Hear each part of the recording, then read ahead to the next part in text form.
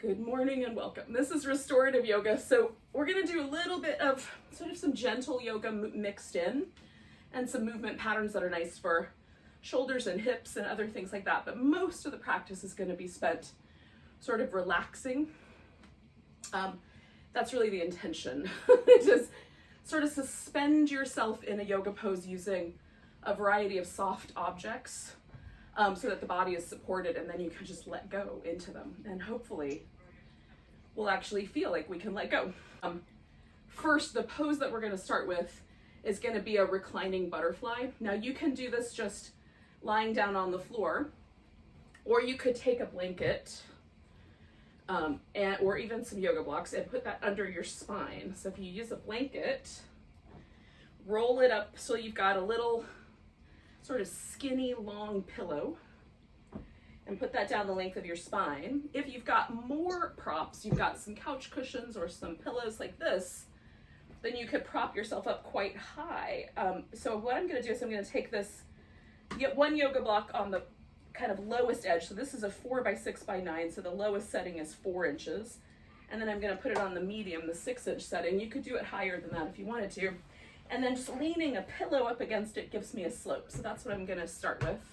And then I'm going to use the blanket under my knees. So feet are going to go together, lay back over the pillows, relax. All right. So the first part of the pose is to just settle in. So if things don't feel like they're supported, you add support during the first minute or so of pose. And so like I might need to pull the support higher up closer to my thigh or move it down closer to my knee. I might need to kind of adjust the pelvis in relationship to the prop I've got under my back. I might have to get the ferret out from underneath my arm. Just whatever little adjustments you need to do for your yoga pose. Do those things.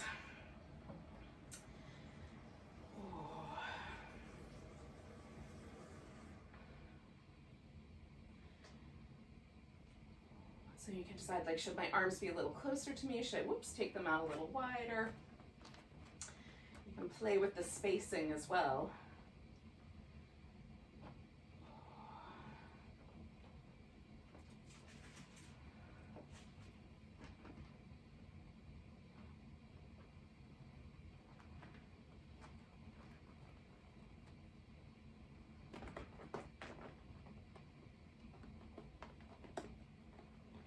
Okay, apparently one of them is going to mess around with your camera, so hopefully not too badly. Mostly we're just laying here breathing, so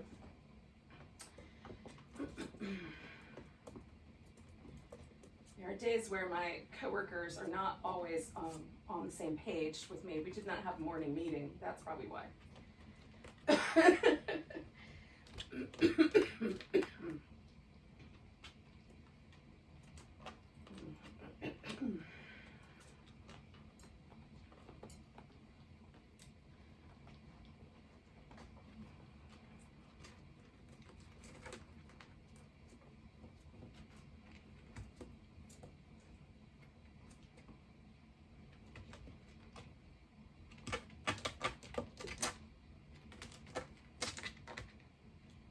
Coco.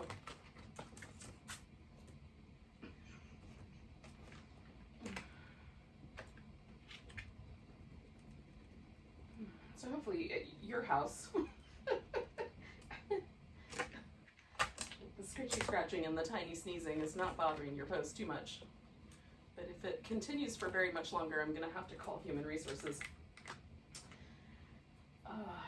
So you're going to just let yourself relax as best you can. So I always start like at the top of my head and sort of just feel the muscles that live on the sides of the scalp, around the forehead, and bleeding down to just around the ears. There's the muscle for me around the ear and going into my temple is a little thicker, a little bit more intense. Like I feel the sensation there a little more intensely than I do things that are up on the top of the scalp. So I just look for the places that feel like there might be a little bit of muscle there and see if I can consciously relax those areas. So carry on doing that. Oh.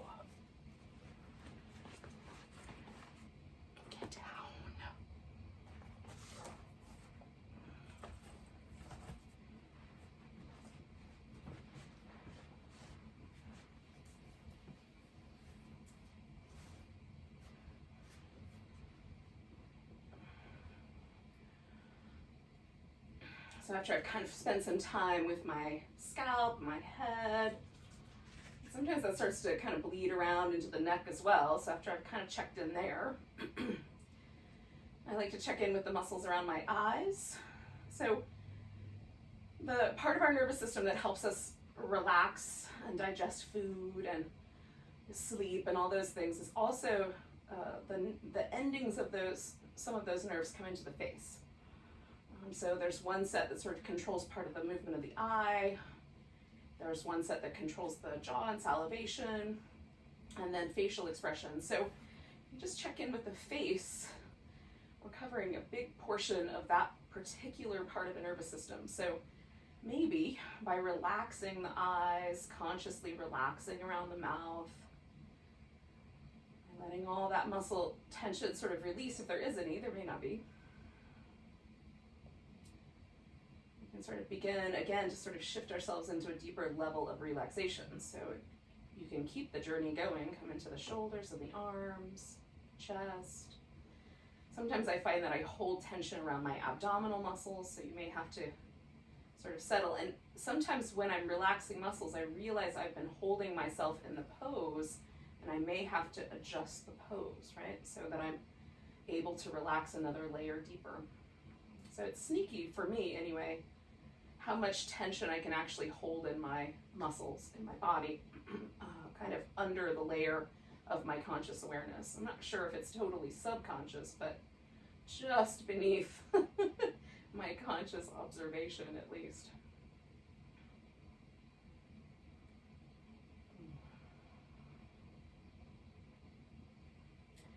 So we're going to stay with this pose for about 2 more minutes, just kind of allowing ourselves to marinate in it, basically.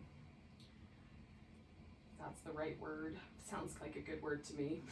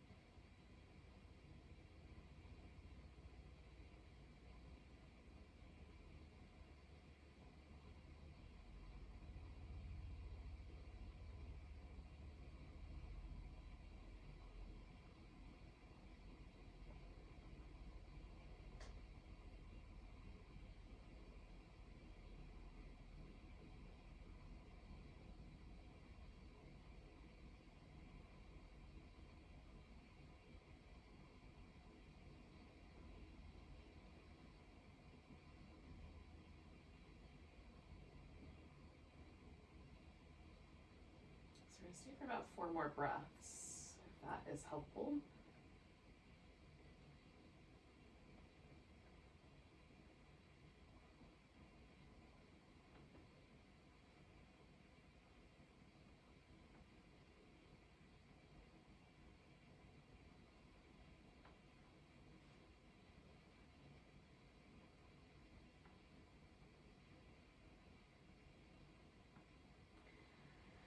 I'm going to start with just moving my legs. You can start in any spot that you like. That is the easiest spot for me to begin the process of sort of unwinding this pose. So straightening out the legs, because it's pretty comfortable for me to stay laying on this pillow here. But for you, if whatever's under your back is not so comfortable, get off of that first. And then we're going to wind up laying on our back. Oh. Maybe. I can get all the props moved out of the way. Oh, goodness. Okay. So once we're laying on our back and most of the props are out of the way, then we're going to just pause for a moment. So I like to do these little windshield wiper shapes, and right now I've got my feet about what feels like about hips distance apart. And I'm going to slowly widen them out because I think it's interesting. But you can do more of like a pull your knees into your chest kind of back massage. I just like to have a little bit of movement kind of in the hip joints and in the sacrum. That's where that pose hits me the most. I'm just kind of just slowly widening my feet out so that I wind up with a little bit more lift in the hip, a little more internal rotation as I go along. I think it's interesting, but it's not always comfortable to start here. So starting a little more conservatively feels good. Okay. So then we're going to do some movements for the shoulders. And I've been doing these a lot lately because it's felt like a good idea. So hopefully you like them too. So I've rested my feet in constructive rest. They're about hips distance apart, give or take a little bit, and far enough, my feet are far enough away from my hips that it feels like the right angle for my bone structure so that the femur bone kind of drops into the socket. Now, depending on the length of your shins versus the length of your thighs and the relationship of both of those to the hip sockets themselves, your feet might be farther out or closer in. You're just going to find the spot that feels like the most steady, right? So you're not working hard to keep your legs in that position. Gravity basically does it for you. And then you're gonna reach the arms down toward the heels without trying to touch them. We're just reaching down in that direction and feel how that automatically kind of fires up a bunch of muscle in the upper back and on the arms. And then we're just gonna keep that notion going as you raise the arms up and overhead, and go as far overhead as you can go. I go all the way to the point where my thumbs touch the ground, but if that's too far, then don't go that far.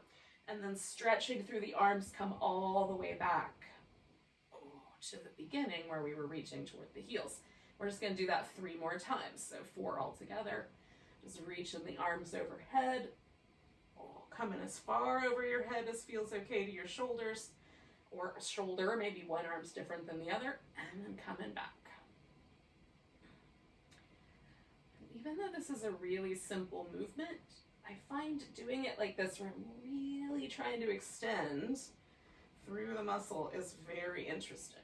Oh. All right, I'm pretty sure that was 3 and I've got 1 more to go, but if I've missed it and I'm doing a bonus round, sorry about that.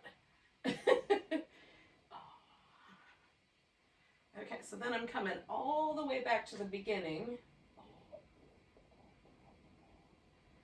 And then just for a moment, I'm going to pause and kind of let my arms unfurl and try to notice the sensations around the upper back, the arm, the shoulder, maybe even the chest.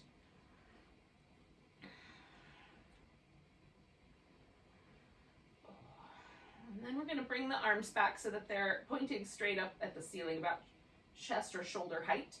And then you're just going to fold your arms so that when I do that, usually my left arm winds up being the one that's on the top of the stack, right? When I sit cross-legged, my left leg usually winds up being the one on the top of the stack. So this doesn't surprise me. But it doesn't matter which one it is. Just wherever it is, like whatever arm is closest to you, that's the arm you're going to hold on with, okay? And then the other arm that wound up on the top of the stack, you can reach out with that arm or you can just let it hang out. So you're going to pull your arm across your chest with one hand. So I'm pulling up my left arm and bringing it across my chest with my right arm. Now, I'm trying to pull this shoulder all the way off the ground. And then simultaneously, I'm using the muscles around my upper back and shoulder to pull the shoulder blade back where it belongs. It's a stalemate. I'm doing the same amount of effort with my right hand trying to pull my arm across as I am with my left shoulder trying to hold it in place. And it's the stalemate that is really the good part. So just with equal amounts of pressure in both directions, we're just going to stay here for about another 3 breaths. If it starts to feel like one side is winning the battle, just add a little more pressure to the other side so you've got a good stalemate.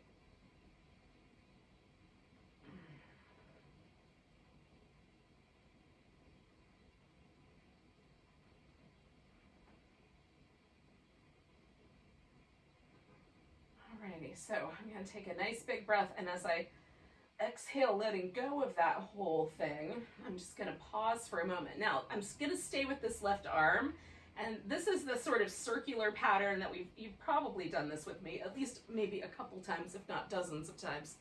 So we're going to roll to the side, and the first thing you just need to double check is that you can actually move your arm in an arc over your head, potentially a whole circle, but definitely an arc. I like a support structure underneath my head. So I put a block there, or a pillow, or whatever, whatever's handy. The block was handy in that moment.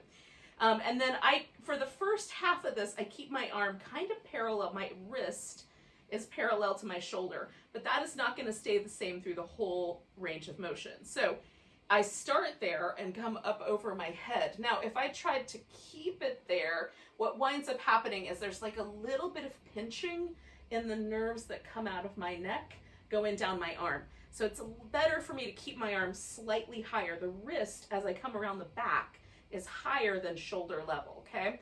And then I finish that circle like that. So you're gonna find the right sort of pattern for your circle. It does not have to stay parallel to the floor nor to the shoulder.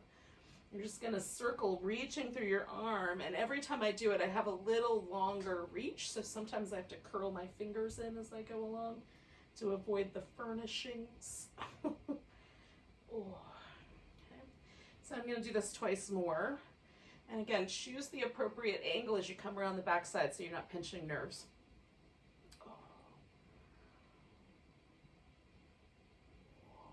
And then once you get all the way around, we're going to take ourselves into a twist. So now I can take the pillow or the block out from underneath my head, whatever you had there, and I'm going to roll my whole left shoulder back down to the floor, and then I'm going to add support so that this twist becomes almost effortless for me to hold. So at least I'm going to put a little pillow or a blanket underneath my leg. I might wind up with two of those, one on the top and one on the bottom. So what I'm trying to do is create a situation where my legs can stay really relaxed and super comfortable, and the twist on the side of my hip and my spine and across my shoulder is there, but not particularly spicy or even mildly spicy. Like the most mild spicy you can get is what we're going for, if any. Ketchup. We're going for ketchup. So if there's a spectrum between ketchup and hot sauce, we're going more towards the ketchup spectrum. And so you can position your head in whichever way feels good. For me today, it feels really nice to just have it so my eyes are up pointing toward the ceiling. But often I like turning my head the same direction as my knees. But for today, it just feels better to do the other. So every time I hit a yoga pose, even if I've done this yoga pose 10,000 times, 10 million times. I don't know how many times I've done this yoga pose. But even so, every time I hit the pose, it's like I've never done it. And I just explore it until I find what I think is just right today. And especially for restorative yoga, because we really do want to feel those layers of tension kind of peel away.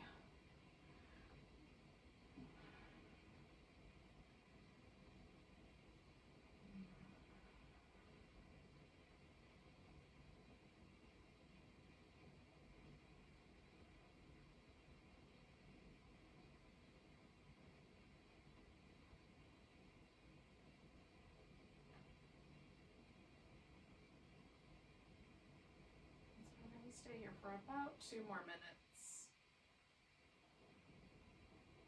Just trying to get as soft as possible, let go of as much as possible.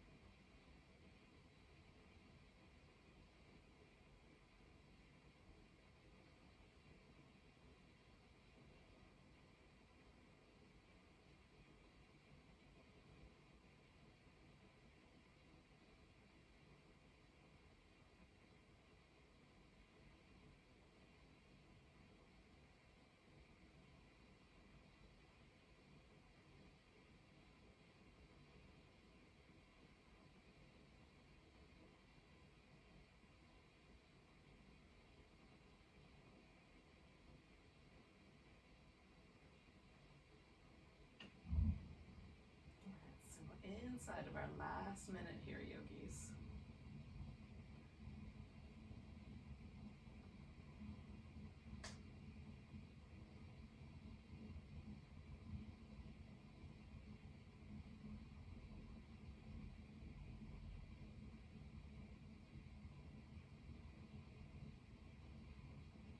So I'm going to do 4 more breaths.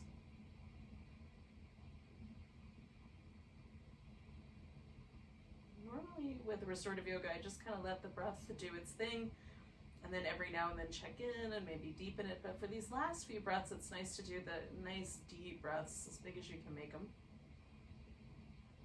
without straining. So 1 more of those.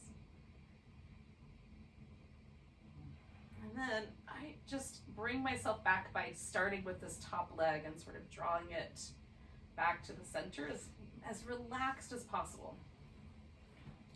Now, I want to take just a moment and sort of rinse out my left arm, because I'm done with my left arm. So I'm just going to give it like a little bit of sort of shake, pandiculative movement. I'm not being super aggressive though, really kind of gentle with that. Okay, so I'm done with my left arm for now, but I am going to do one more thing with my left hip.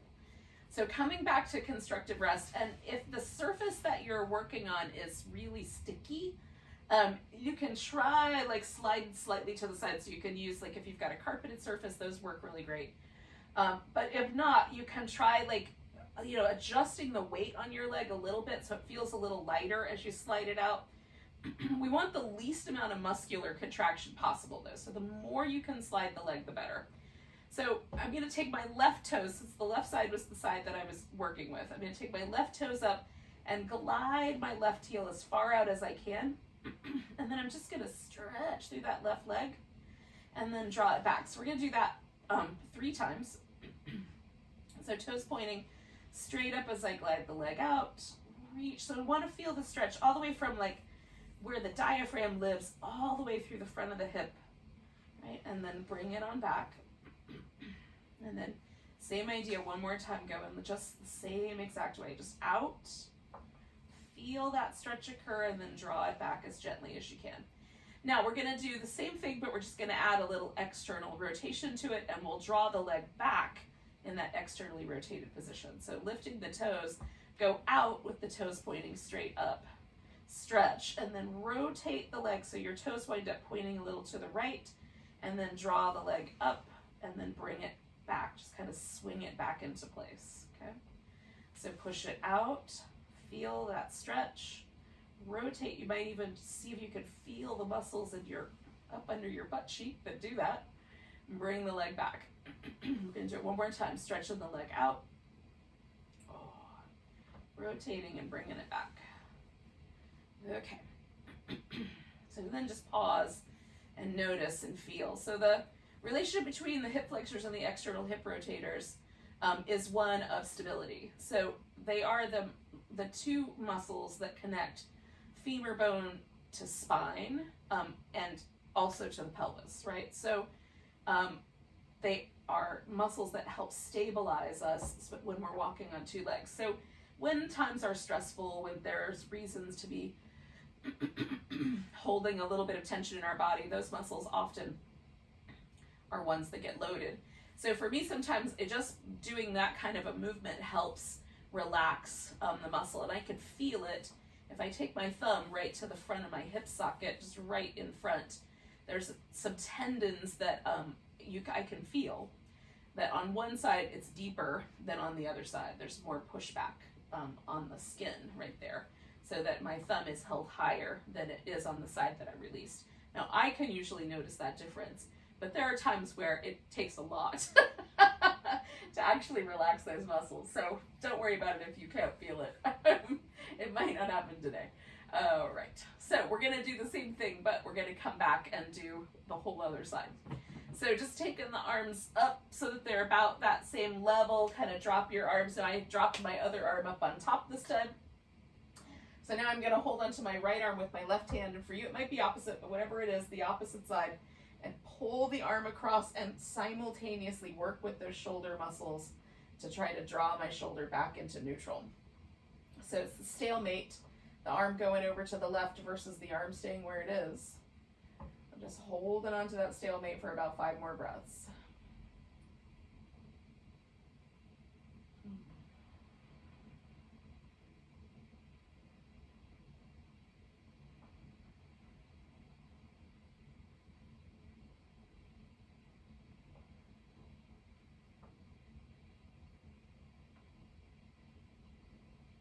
I'm going to do one more. All right, so I'm going to let go, but I'm going to keep going. So I'm rolling over. Take a block with me to the side here. Oh. And then just make sure that you've got a pathway that's not going to run into the furniture. And then again, you're going to find the right angle for the arm to move in so that there's not a sense of pinching or any sort of numbness or tingling as we do this movement. So the arm reaches out, you're going to go over your head, and you can stop and just come straight across, or you can make the bottom part of that circle. Just be mindful of the angle. Coming out and around, sort of reaching through the arm the whole way. So this is part of why the arm starts to go a little further, is that I start to release some of the muscle around this movement pattern, and then I can stretch a little further the next time. So I'm going to do 2 more of these.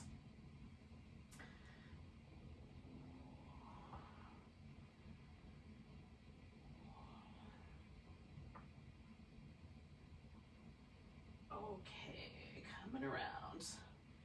So once I get here, I'm going to get rid of the block and then just open that whole thing up into the twist again. So now that I'm doing this side, and this side for me is more sensitive, so I'm going to have to play with it a little bit longer, but same idea. So we're just going to create a situation where the legs can relax with enough support that it feels like your body can hold the shape reasonably comfortably. So there's not a lot of a sense of kind of tug or pull on the hip or the shoulder. You know, reasonably comfortably. Oh. And then I experiment with, like, can I relax? So I want my legs to relax, not grip or hold any tension. And then I want to try to find a head position that feels like it's the best one for this pose. Okay? And then we're just going to settle in. So again, this is a simple pose. We probably do it in a lot of different yoga classes, but the thing that makes this class a little bit unique, or this moment with this pose a little bit unique, is that we're staying for a while. Oh, and as such, take all the extra time you need to get it just right.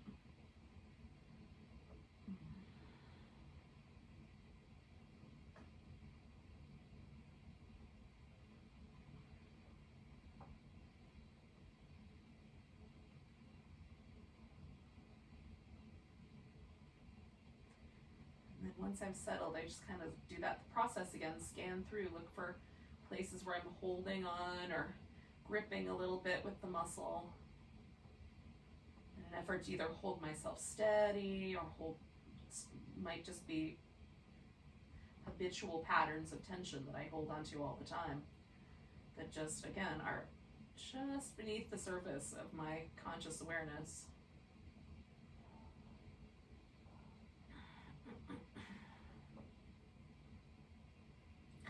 One of the reasons I find meditation so valuable is that it is an opportunity for me to stop moving, stop both internally moving, externally moving, but also internally moving, just to get still for a few moments, because I notice all of the stuff that's really bothering me or that I'm not dealing with or whatever.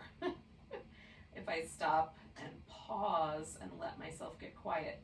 And similarly with poses, if I stop and pause and let the body relax, I notice these little patterns and places where I might be a little sore or a little tender, or I'm holding stress. It's one of the things I think is really valuable about the slower, longer yoga practices.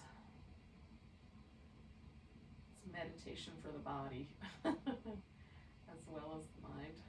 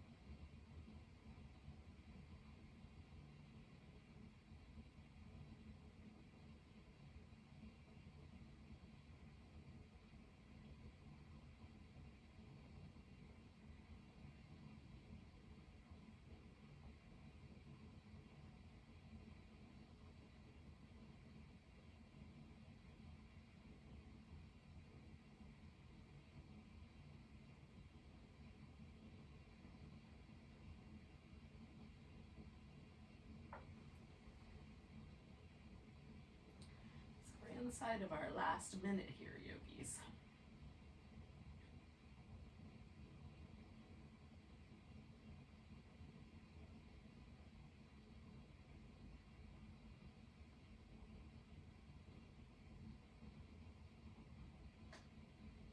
Do about 4 more breaths.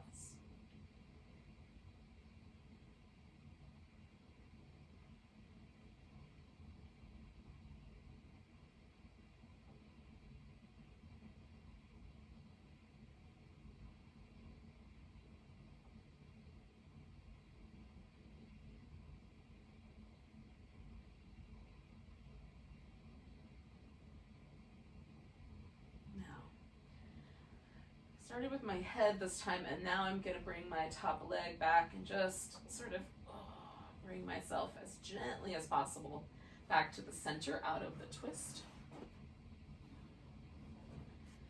Again, after I've got the pressure completely out of my right arm, I'm going to just give that right arm just a little bit of a shimmy.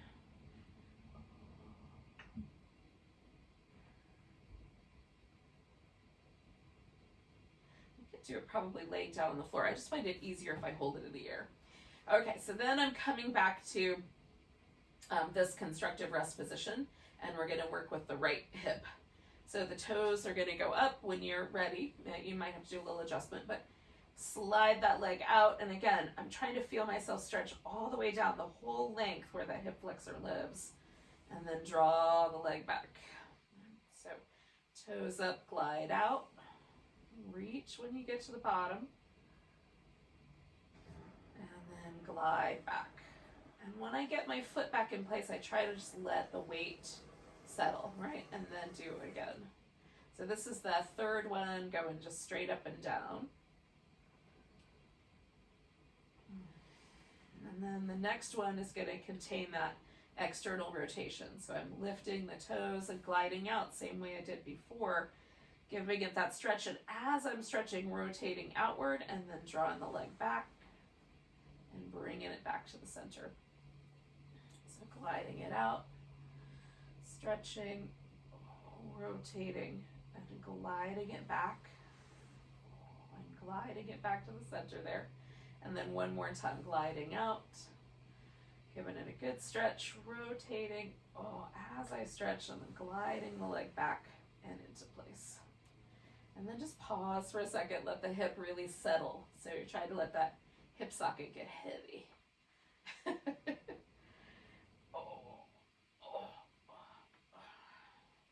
All right, yogis, so we're gonna come to a seated position, and you can do some little windshield wipers, or you can do some cat-cows, or whatever you might like to do as kind of a movement pattern first.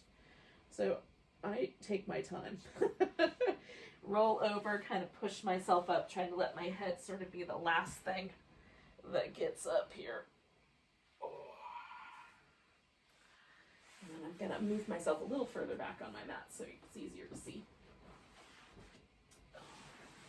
Now, you could do these kneeling, but you can also do some little seated cat-cow shapes.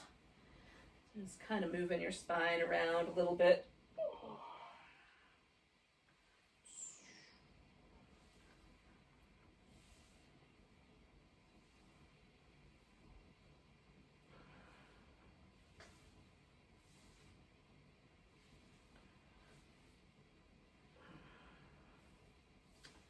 Okay, so we're going to do a forward bend. Now, you can choose how wide the legs are going to go.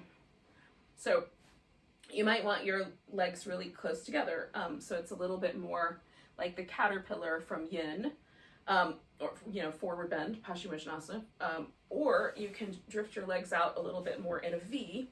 And my preference is somewhere between the full wideness that my body is capable of, which isn't that much, maybe about 90 degrees.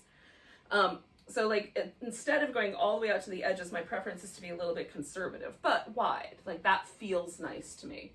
But for some people, as the legs go wider, the pelvis leans backwards, and so it might feel better to keep the legs a little closer together. Now, with that said, I'm gonna fold forward as best I can from my pelvis, and then I'm gonna build up a stack of props, pillows, blocks, whatever I've got, to make it easier to hold this position. One possibility, I'm going to put this under my knees, but if you take a blanket and fold it up and sit on it, it will lift your pelvis up. And if you have trouble getting your pelvis to want to move forward, that's a really good option. Second option is to try to bend from the knees, and you can put like a throw pillow under each knee.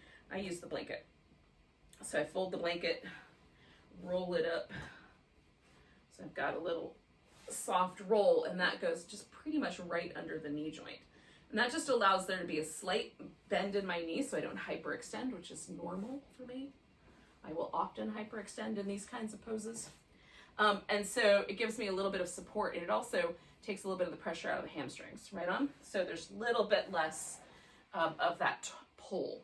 So I just did this thing where I lifted each hip, kind of pushed it backwards. So again, I've moved my pelvis as best I can forward, and then I just stack up things. Pillows, you could even pull a chair to you. So you can lean against the seat of a chair. I don't have that handy, but I do have a stack of pillows and blocks. So that's what I'm gonna use. So I just pull it in until it's close enough that I can rest on it. And I usually have to fiddle with it and try to find like the right circumstance so I can breathe. So we'll see how this goes. But hopefully I'll be able to find a good way to lean into it and have a little air, a little chamber for air breathing, for non-humid breathing. Okay. And then you let your arms find a home. So maybe you have some props for the arms as well. Mine are finding my legs quite comfortably. And then we'll just pause here for a few minutes. Now again, you want to feel out the pressure that's occurring if your low back, especially if there's any numbness or tingling or anything like that that goes down the legs. This low back area is tricky because there's, again, in the same way that there's a lot of nerve endings that come out of the brain and into the shoulder here, there's a lot of nerves that come out of the spinal cord into the legs down here. And so it's almost like a little ponytail, a horse's tail, where the spinal cord turns into a bunch of nerves there in the sacrum. So you're kind of paying attention. If it feels like anything there is numbness, there's any numbness or tingling, back off of the movement. Like let your pelvis come back a little bit so there's not that pressure. Sometimes we inadvertently round the back quite a lot here, so just being mindful of that. For some of us, it'll feel really good, but if there's any sort of inclination towards a disc herniation, it may not.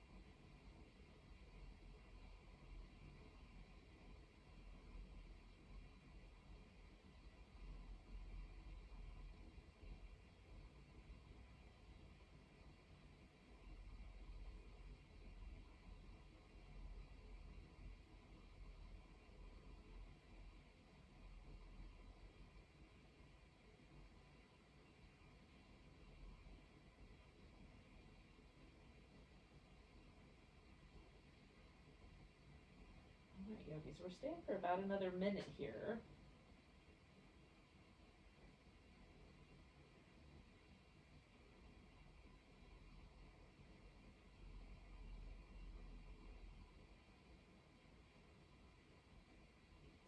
Mostly I've been concentrating on the breath in my back, so I'm going to invite you to spend your last minute doing that if you like.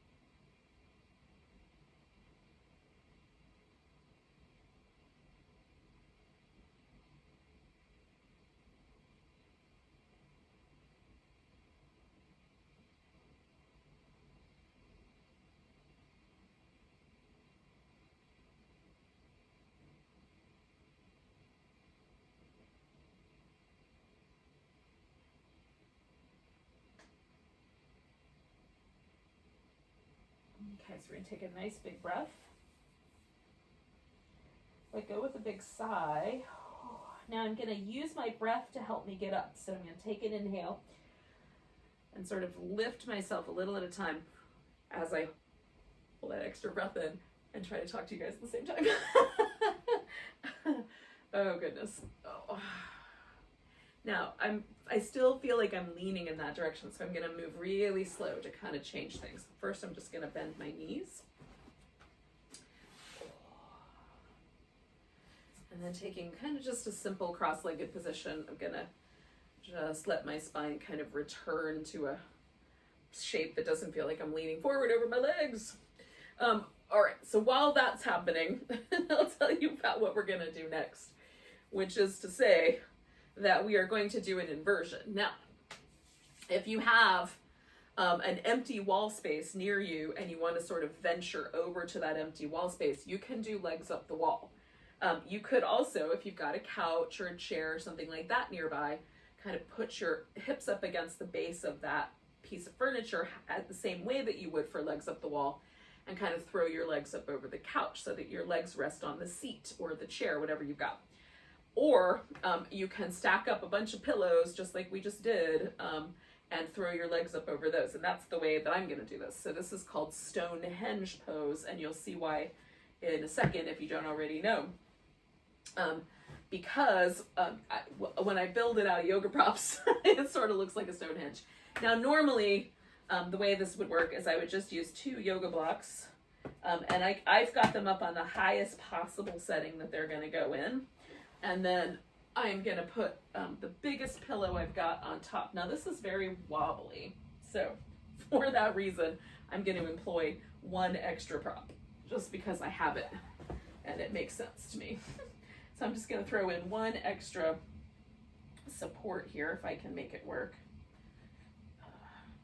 so that it'll just be a little more stable as I'm getting into it. Because really the issue is not once I'm there. Once I'm there, it'll be stable because the weight of my legs will hold it in place. But getting into it is tricky.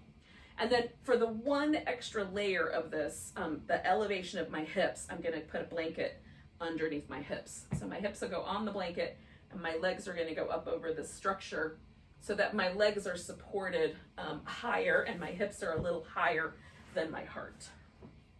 Okay, so I've got a blanket. I'm going to put my hips on there. I'm going to try not to knock over these pillows while I do it. Oh, goodness. Let's see if I can manage it. Oh, no, come on back. Come back. Don't. I may not make it. I may have to start over. Oh, goodness. Hold on. Maybe I can retrieve my structure here. Okay.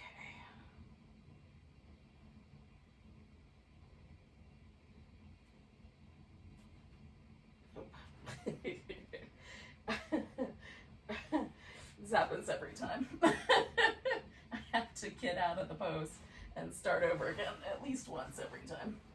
Okay, so that did not work, but you get the idea. that we're gonna try this without knocking it over. One more time.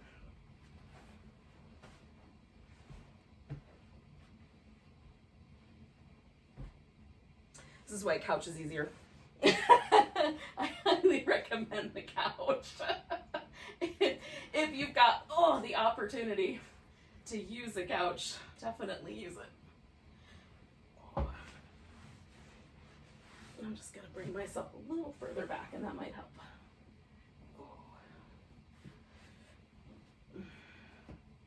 Okay, so while you're not struggling with your pose, hopefully, as much as I'm struggling with mine, just get yourself into position so that your legs are up.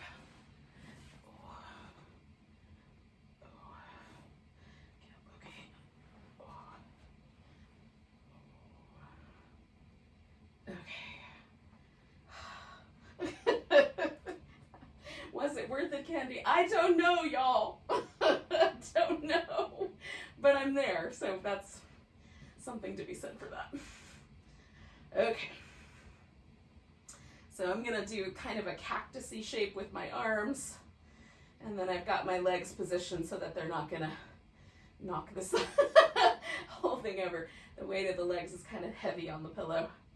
So we're in a little inversion, whichever version you were doing. So whether you've got your legs straight up, or you've got your legs over some surface, or you're just piled up a bunch of pillows and you put your legs over that. Here we are. And so what's nice about little inversions, and you can, like I could take one leg out of that and give it the more full inversion, kind of give my legs a little bit of movement, and then as I come back, I just want to be mindful of the structure integrity here. So you can do that with the chair too, kind of as you're settling in, give yourself just a little bit more lift in the leg, and then settle yourself so that you can let go. So I'm hoping to let go in the hip sockets nice and deep. I'm hoping that my low back is gonna be settled and soft, and that I'm able to relax the rest of my body. Sometimes it just takes a little bit of adjustment for me to get the shoulders just right.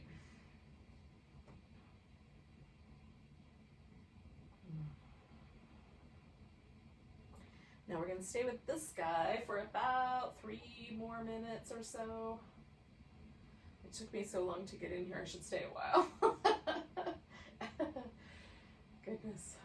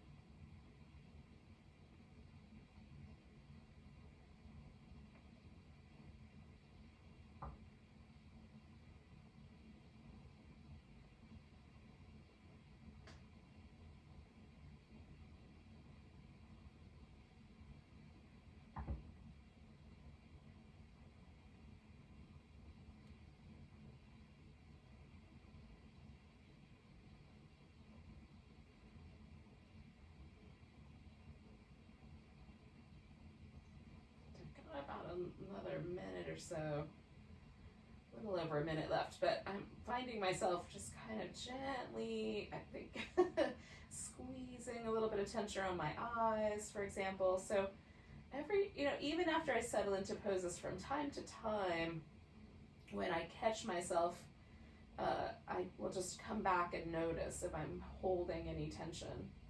And there's a grow light, like, right, pointing right at my eyeball, which is very likely the reason for the tension, but in any case, allowing myself to relax here.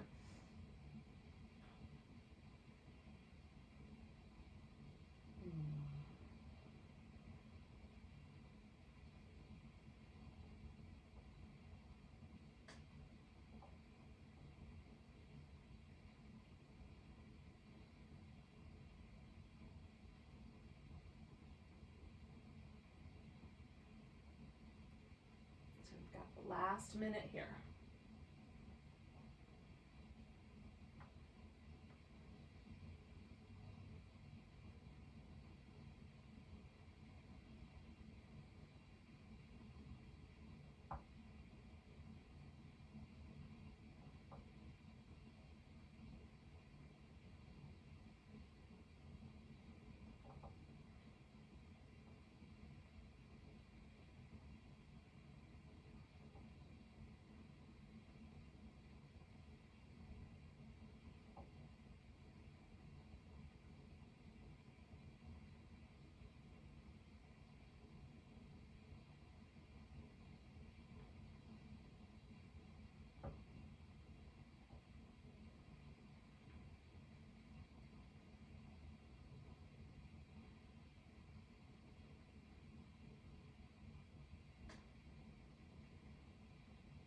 All right, Yogi, so we're going to take a nice big breath. Now, as you exhale, you can let go with a bit of a sigh. What we're going to essentially do here is we're going to come out of the inversion really slowly, and then we're going to stretch out on our back again. So for me, that's not a far journey.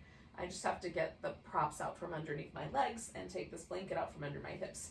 But if you've had your body up on the wall, or if you've been up over a piece of furniture, take a little bit of time for each stage. So like, I'm going to put my feet on the floor, and that's going to be the first stage. And then the second stage is going to be rolling to my side and hanging out there for a little bit.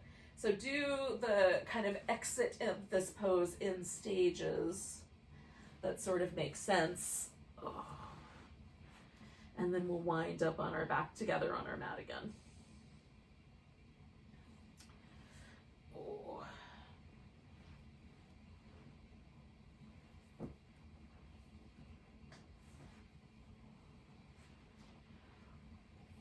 Now, I'm going to keep the pillow reasonably handy because it'll be nice for Shavasana.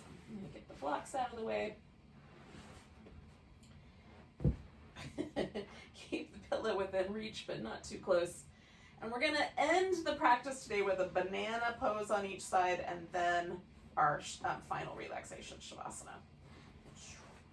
Okay, so to do the banana pose, I've got to stretch out nice and long. I have to move up a little bit because I'm hitting furniture here. Okay, so stretch out nice and long, and then just bend yourself into a banana shape. And it does not need to be a really curled up shape. It's not a crescent roll.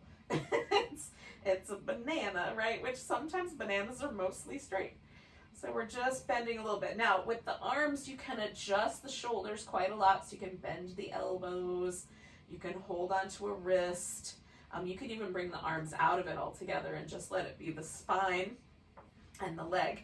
With the leg, if you want, you can take the leg that's on the outer part of the curve and cross it over the leg that's on the inner part of the curve, and let the leg settle like that. Sometimes I like that a lot. Sometimes I prefer it to be a little bit softer. I'm just going to tilt my blanket so it's a little more even for my shoulders. And then we'll just let ourselves relax into it. Now this will be a little bit shorter. We're going to stay for just a couple minutes on each side, but it's worthy. That's a nice pose to sort of end with. If, we did a twist earlier. Twists are also one of my favorite ways to end a class before Shavasana.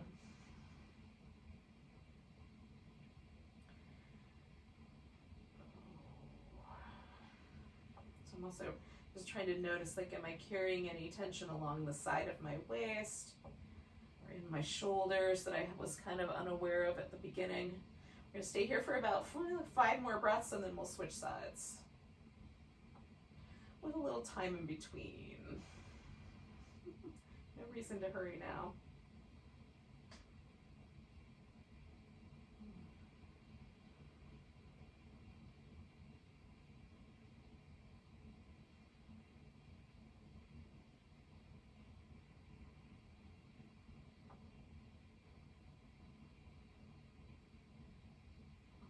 I'm going to take a big breath, and then I'm going to kind of slowly draw myself back to the center. Now, my favorite in between are those little windshield wipery moves.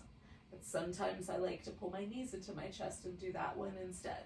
You can also just stay put, just lay evenly and let your body adjust that way.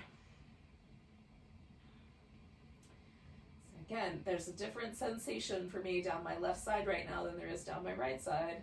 So I'm just noticing that.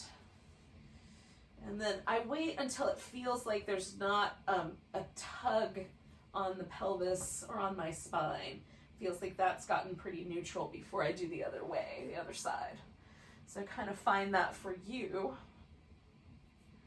And then adjust props so that everything is held in a way that makes sense.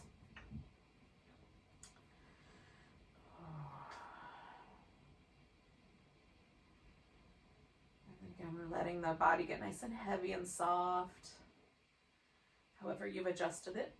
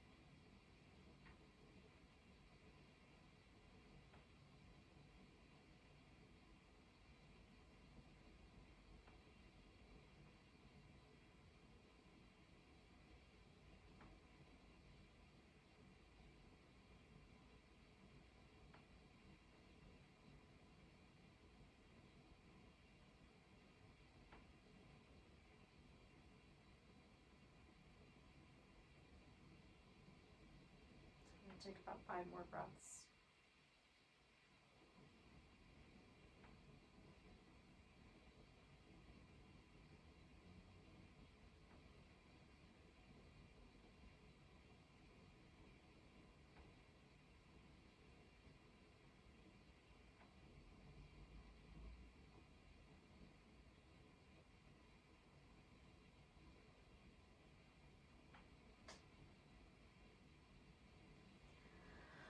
At the end of that little breath pattern, I'm just going to bring myself back to the center. Again, I'm going to do one more little windshield wipery movement just to kind of settle myself.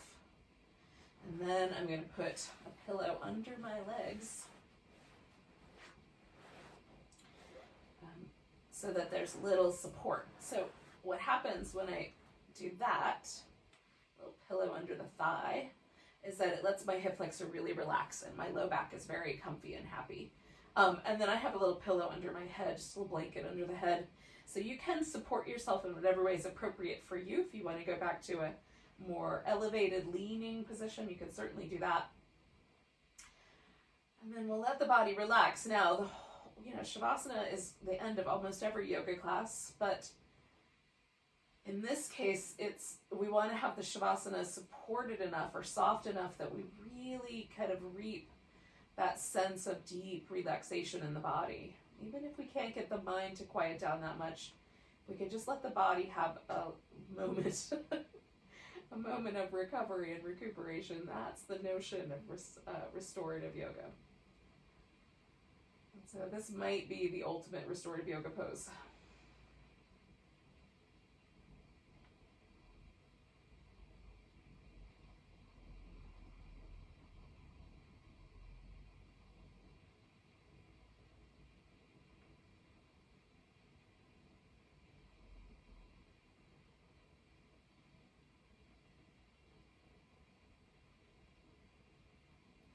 Once you've gotten yourself settled, go ahead and start to kind of notice, again, just kind of a little body scan starting at the top of your head. Just notice all the muscles around your face, and temples and scalp.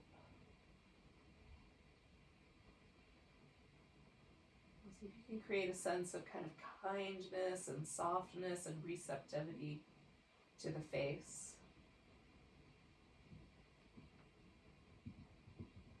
And let the shoulders relax and the heart open.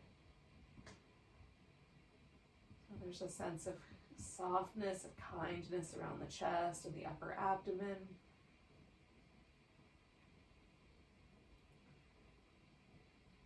Let any muscles in the hips or the legs relax and release.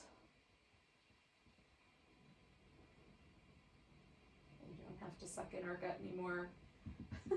We get to just be who we are right now. And then relax the limbs as well, letting the palms of the hands and the soles of the feet completely relax, so that the fingers and the toes just gently drift away from one another.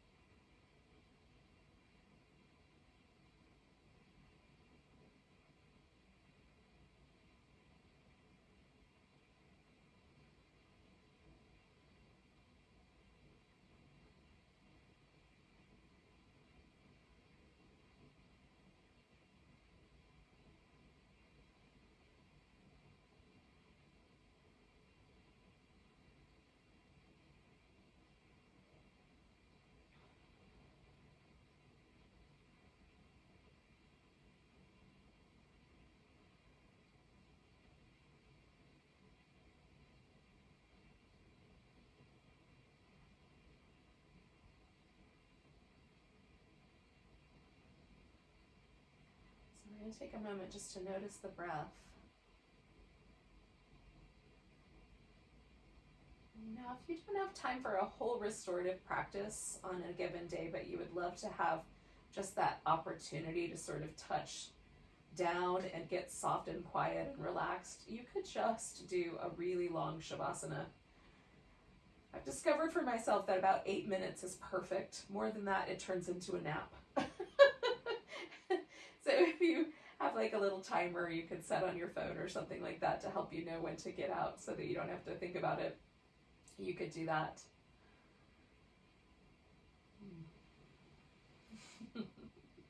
For now though, as you're ready, you can start to sort of wiggle the fingers and toes and stretch and move around again. Oh.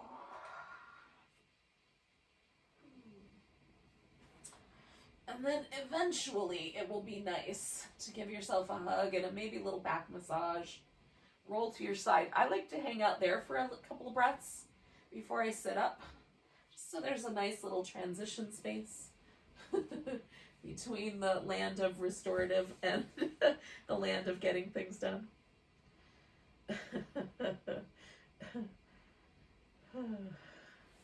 Sometimes I need a layover somewhere between those two destinations. So thank you for joining me today and for being patient with all of my shenanigans. Let's take a nice big breath and a big deep sigh. Namaste, beautiful souls. Thank you for joining me. Have a great rest of your day.